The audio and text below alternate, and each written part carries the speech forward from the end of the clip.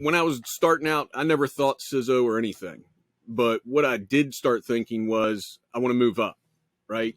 Take on responsibility. I learn more. I become more valuable and I move up.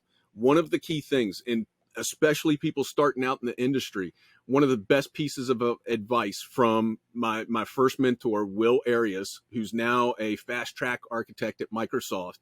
I still talk to him on occasions. We're just busy and miss each other a lot. But one of the most important things that he ever taught me when I was starting out was, if you want to move forward in your career, you will document everything you do so that the person that comes in behind you can pick that document up and should be able to do that job either 100% or 80 or 90%.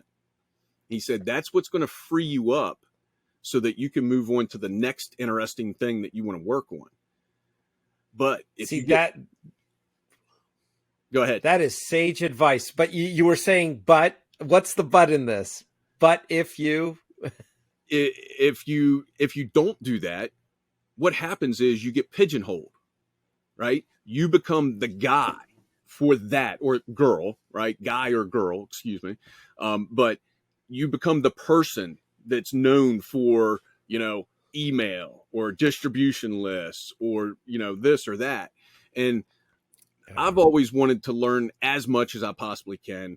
I probably, have some attention deficit disorder probably someplace with me, but that's part of why I got into computers, right? Because it's always changing. There's always something new to learn.